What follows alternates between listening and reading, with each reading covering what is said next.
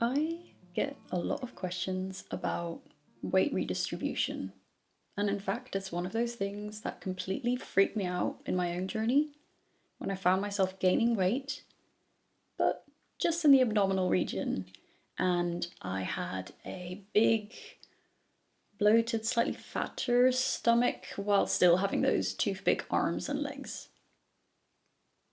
Basically, my worst eating disorder fear was playing out. And yet somehow I don't have a single video fully dedicated to this topic. I don't think there are many, and there isn't that much research. So this morning I delved into the scarce literature out there, picked it apart, and if you're ready, I want to take you along on that journey. Let's deep dive into everything weight redistribution. In this video, I want to show you my cute little morning routine, my breakfast, and I want to deep dive into the research on weight redistribution with a particular focus on the 1944 Minnesota starvation experiments. I want to go into what weight redistribution is, what to expect, what actually happens, how long it takes, etc, etc, etc. Hopefully answering every single one of your questions. If you appreciate my efforts, if you appreciate this video, if you learned something new, let me know, and do leave a little thumbs up and subscribe to the channel if you're not yet subscribed. Without further ado, I'm first going to spend a hot minute rambling about this video's sponsor, which is a company I've worked with for the longest amount of time, and a company that I so appreciate. As you know, the sponsors of these videos are what make these videos possible, so thank you for bearing with me as I ramble about them all of the time. And obviously know that the only companies that I will ever promote on this channel, my little corner of the internet, are the brands that I genuinely do appreciate and wear or use or, stand by. And Ana Luisa is such a brand. They make quality jewelry that bridges the gap between quality, accessibility, and sustainability, with a 2-year warranty. Their pieces are obviously super cute, but not only that, they're also carbon neutral, water neutral, and climate neutral. There's a whole bunch more about what they stand for and what they stand by on their website, so I highly recommend you check that out. And yeah, it's a perfect plug today because this company is obviously what I'm leaning on for Mother's Day. They've got some great gifts. Anyway, that's it for the fun and games. Thank you for bearing with me during that little ad. But let's get back to business. Weight redistribution. The Minnesota starvation experiments. I'll paint the picture. Between 1944 and 1945, Ansel Keys and his colleagues recruited a group of 36 healthy male volunteers.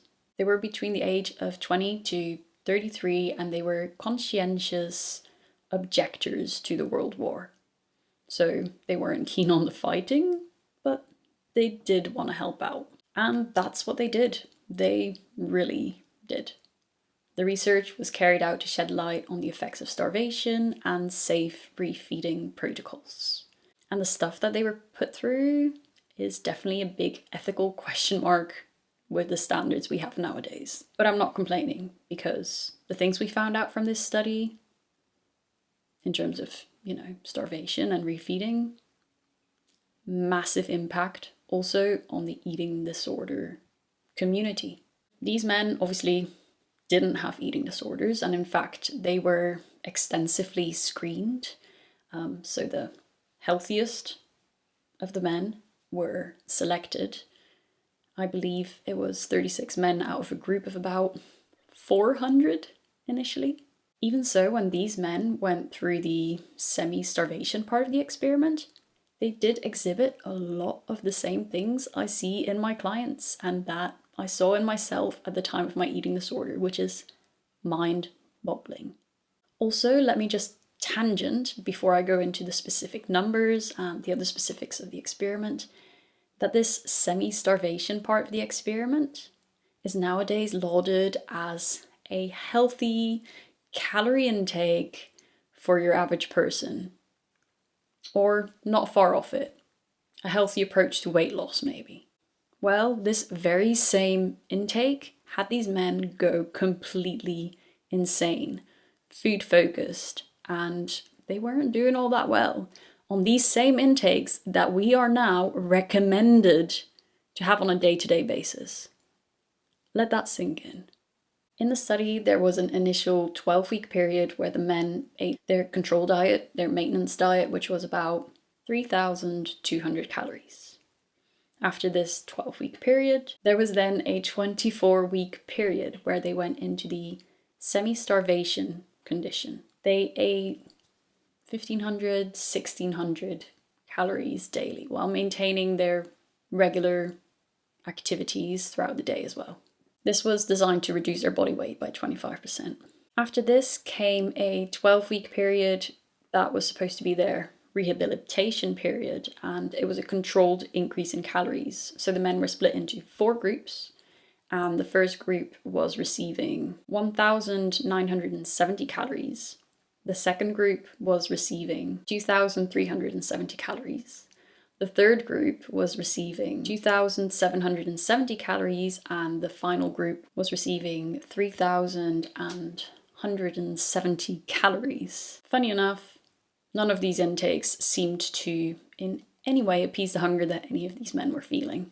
Over the course of the semi-starvation period, 2 participants were excluded for breaking the diet rules. 2 were excluded due to psychotic symptoms, bearing in mind that these men were perfectly healthy to start out with, and all of the others experienced a range of negative side effects from being energy deprived.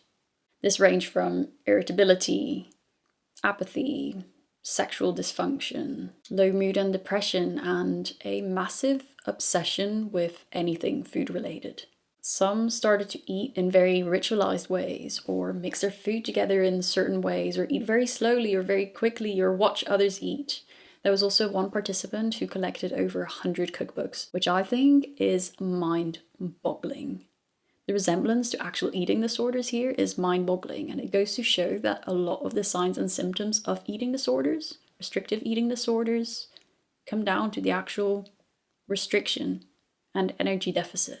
Consumption of coffee, nicotine, and chewing gum went up drastically, and they had to actually put some limits in place because some of the men started consuming up to 40 to 60 packs of chewing gum in a day, which was obviously going to mess up the results. Many of these behaviors didn't subside until weight was regained and these men had fully nutritionally rehabilitated. For some, they felt that they had to be at their fully nutritionally rehabilitated weight for some time before it actually subsided and before they fully felt like themselves again. And this could be months or years. As I said, while the men were going through this more controlled rehabilitation phase, a lot of them found that they were still super hungry and this just wasn't cutting it for them. So a section of the men then went into an additional phase of the experiment where they could eat freely, ad libitum. At this time, many of the men consumed what a lot of people would call excessive amount of calories. I believe the average was about 7,000, some men went up to 10,000, and even then, they still felt hungry. This extreme hunger, or hyperphagia, did not cease until they reached a healthy weight, and for some, until they had maintained this weight for a bit of time.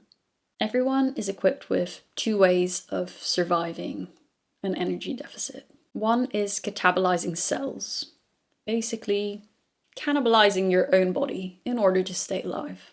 The other is the suppression of your metabolism, an adaptive response by the body to make sure you don't die.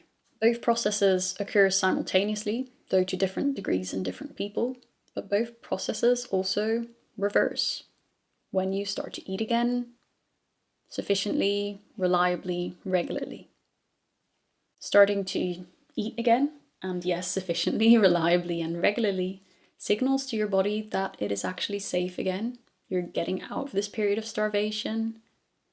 But that regularity is key, because if you go back to restriction, your body will react and go straight back to that starvation phenomenon. It's trying to keep you safe. Anyway, while in recovery, you may notice your mood starting to lift, the apathy starting to lift, your body starting to function again. Chances are that hyperphagia, that extreme hunger, that is going to hang around. In addition, the uneven weight distribution, that is going to hang around too. It takes a bit more time, but neither of those things are permanent. For some time, your body is rightfully scared and likes to play it safe because starvation is arguably its biggest threat. Many of the men in the experiment ate their rehabilitation diets for 3 months and then ad libitum for another 6 months before they found that their hunger sort of started to level off and they could actually feel satisfied and satiated after a meal. For some, however, this took longer. It wasn't a one-size-fits-all. Anyway, during the actual experiment, many of the men lost about 70% of fat mass and 40% of fat-free lean mass. And when they then reached their healthy weights again, after overshoot for a lot of them, they found themselves at 100% of their original weight, but 140% of fat mass. So in other words, while their weight had restored, their body composition was looking a whole lot different than it did pre-experiment. Likewise, people in and after recovery find that their body composition looks a whole lot different at the end of that journey compared to pre-eating disorder. For most of the men in the Minnesota starvation experiments, it took about a year for their weight to level off at their pre-experiment control natural weight. However, for 5 of the men, it took 2 years. For 1, it took 3 years. And for a single participant, this whole process took 4 to 5 years. 3 men found that they had no problem whatsoever getting back to their pre-experiment weights. But on the flip side of that, 3 others never even settled at their pre-experiment weight at all after the experiment. Bodies change. Amongst the men during their overshoot phase, their average weight was about 116% of their original weight. So take, for example, a 60 kilogram individual, they might gain weight where 60 kilograms is their natural healthy weight. They may gain weight until about 70 kilograms before gradually over time, probably around a year, maybe just over, settling back down to 60 kilograms. And I want to just emphasize, before naturally settling down at this weight. It's not something that is ever intentionally done through restriction, because going back to restriction, once again, sets those negative feedback loops into action, merely increasing your weight and your fat mass over time. Anyway, that is what the research nowadays suggests, and this may play a role in obesity and why diets just don't work. Both overshoot and extreme hunger are likely driven by our body's memory of pre-eating disorder fat mass, pre-eating disorder fat-free mass, and just your pre-eating disorder weight. As such, any symptoms and any redistribution and anything that needs to go back to normal likely isn't going to go back to normal until that fat-free mass, that fat mass, and that weight are back to where they're supposed to be. And that's why weight restoration and nutritional rehabilitation are such a big part of recovery. Obviously, we want to make sure that we challenge those mindsets and rewire those beliefs. But some of those things you can't even attempt to do until weight has been restored, or is close to being restored. Anyway, this all fits the scientific literature and the theory that a dual control system of adaptive thermogenesis exists. In plain English, there's a fat stores memory in the body that controls metabolism of the adipose, so fatty tissue specifically. But there's also a non-specific system that responds to energy imbalance more generally. So not fat mass specific. Metabolic adaptations therefore seem to take place along those two planes. But let's not get too technical. Let's bring it back to my own experiences.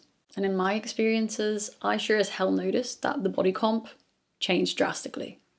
Having no information like this available to me, I low-key freaked out, but I tried to ignore that and I tried to keep going. But I do think that having had this information, that would have definitely helped. Just knowing that it would all sort itself out with time would have definitely helped. And I hope it's helping you, if it is. Anyway, having this information just reinforces the idea that the body knows what it's doing. It just needs time. It needs to build up that trust again. Have patience, keep going. The body needs to know that it is safe, so stop messing around with it. Start eating properly. Stop yo-yo dieting and reverting back to restriction. And give your body rest in every single way. It needs it. It's doing a lot of hard work. Remember, uneven weight redistribution is normal. Weight overshoot is normal. It's not something to freak out over, and in fact, it's just part of that journey. Expected to be part of that journey. For me, it wasn't until I got my period back and my hormones had fully rebalanced before my weight redistributed and any of those remaining symptoms fully faded. So within that first year of maintaining my healthy weight, I noticed a lot of change, but it wasn't until year 2 that my body turned into pretty much what it is today. Give or take some changes that have obviously happened in the past 7 years of me growing older and living life. But yeah, this is individual and there is ridiculously little research on it as it stands. But you need to trust that it will happen if and only if you nourish your body sufficiently and allow that to take you where it will. Stop micromanaging your intake.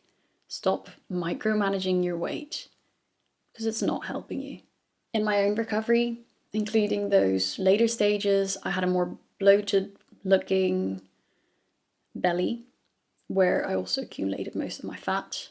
I had a puffier face. I also struggled with night sweats, acne, lots of other great side effects. And then these all sorted themselves out without me needing to do anything except continue eating and continue resting and managing my stress. Take that rest, eat that food, wear those comfortable clothes. The road to recovery isn't exactly a comfortable one, but let's be honest, the eating disorder isn't exactly comfortable either. It feels safe, but it's out there trying to kill you. So keep going. I promise it is all worth it in the end. So yeah, go and hit that thumbs up button and subscribe. Go and buy your mum some amazing jewelry for Mother's Day. And you know what? Treat her and yourself to a nice brunch out. Give the eating disorder that massive F you. You've got it.